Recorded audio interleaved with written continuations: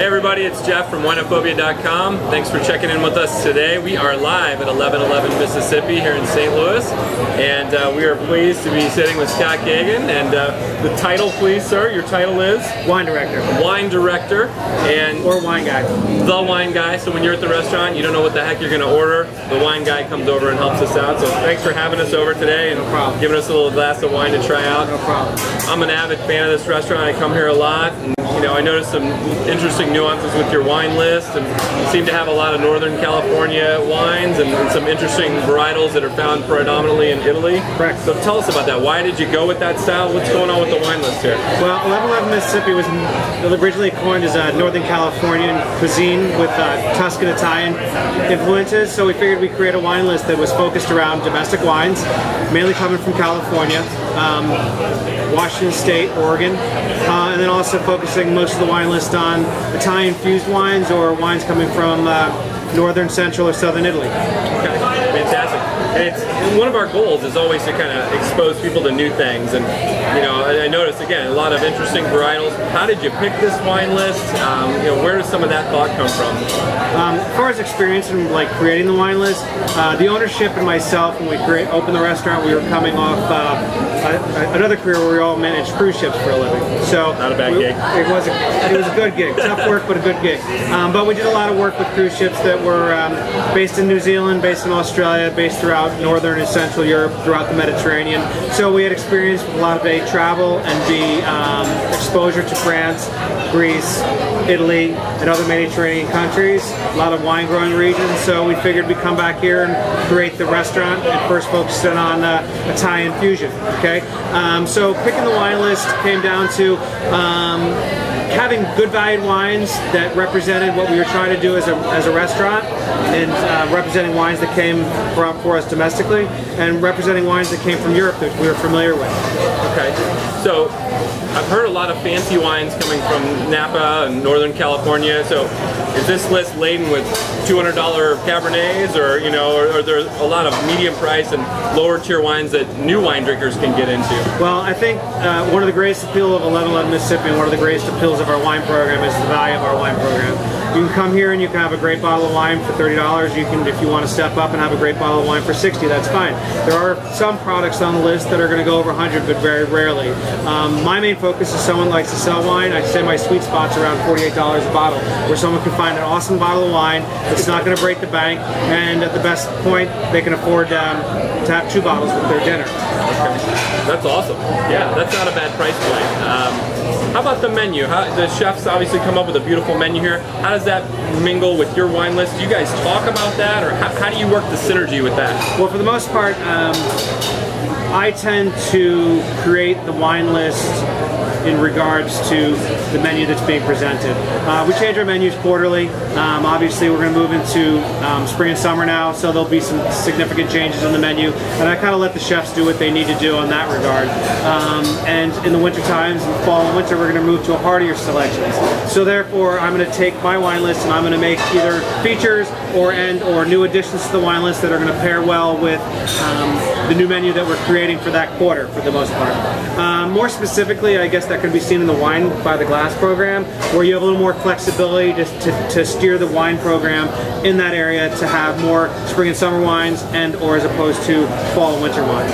Wonderful. And what are we drinking today? What were you kind enough to open up for us today? Well, one of the niches here at 1111 that we like to focus on are what we call, or the industry calls, Cal-Tals, or California Italian varietals. I'm a big fan of them. They're real fruit-friendly. Folks that are drinking domestic wines presently that want to try something completely different, they can try something like this, which is a Notria Dolcetto.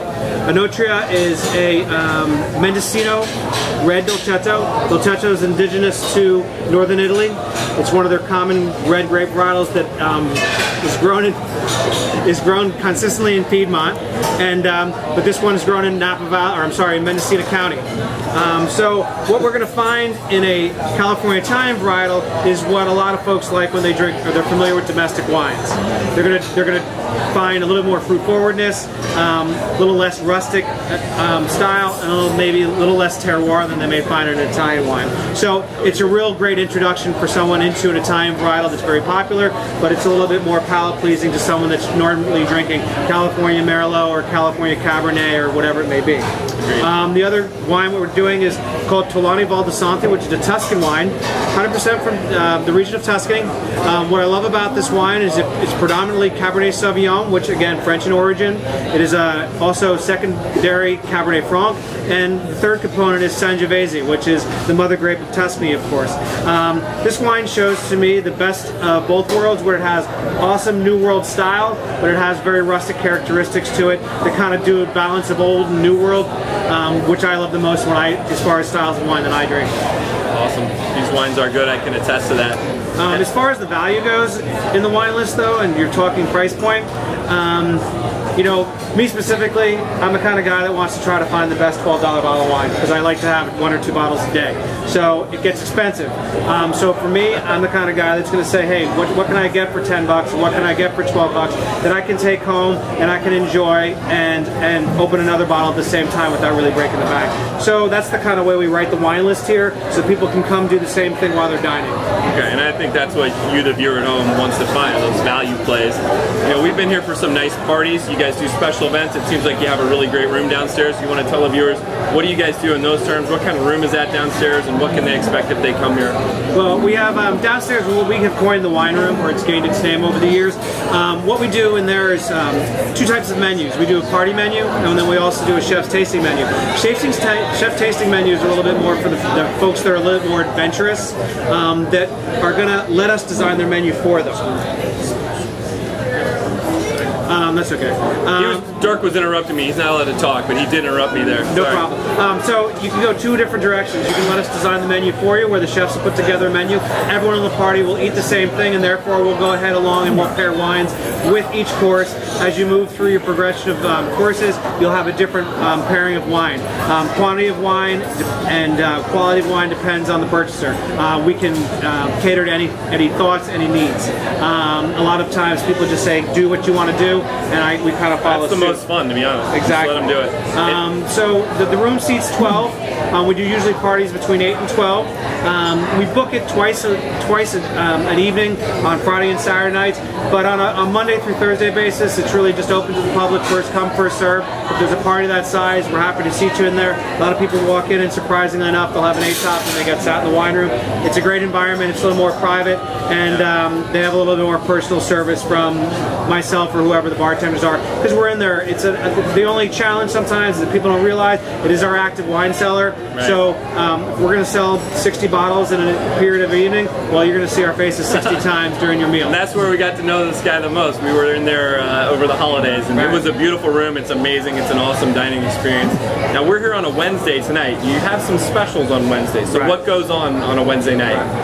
One of our greatest focus on Wednesday night is we do half-price bottles of wine during our happy hour. It's a bar-only happy hour. We have a series of cocktail tables and about a 15-stool bar. Everything on the wine list, just take a look at the price point, you cut it directly in half. So it's been extremely popular to the point where we've extended that happy hour special to Monday nights, Wednesday nights, and now Fridays. On Monday nights we do it from 4 to 6, and then we start it again from 8 to 10 for the late night diner. On Wednesday nights we do it from 4 to 6, and once again for the late night diner from 8 to 10. And then on Friday nights we reserve it only for 4 to 6, simply because the volume of business we're doing after 6 o'clock on a Friday night doesn't denote that we're going to go ahead and continue to do that special. But it's been extremely popular, so you can get appetizer specials, and you can also get wine specials at the bar at a very reasonable price. Folks, you'd be crazy not to come in here and get a dinner and a bottle of wine and a tip for 25 bucks. I mean, seriously, this is great food, great wine. Final question, set the restaurant aside for a minute. You're at home tonight, looking through your own wines. What are you popping? I'm popping Italian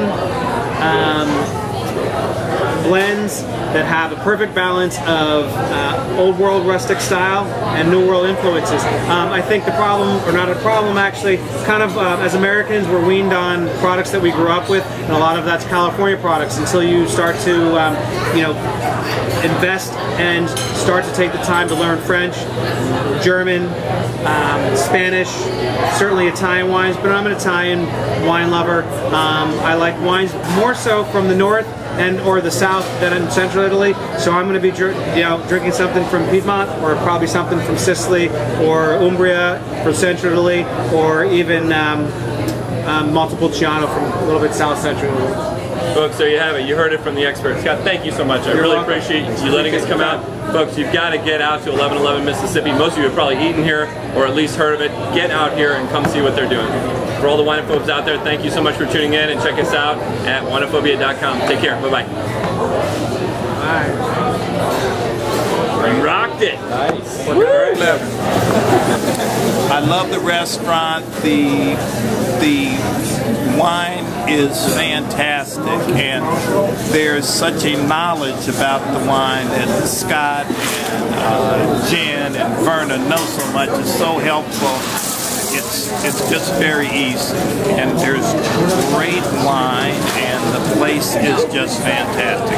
And I find I learn a little more about wine every time I come, and I come pretty often.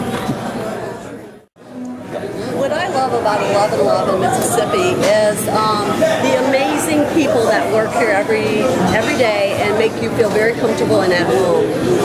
They provide not only knowledgeable points of wine if you have that interest, but they're just amazing to work for or work with, and as a customer I appreciate that.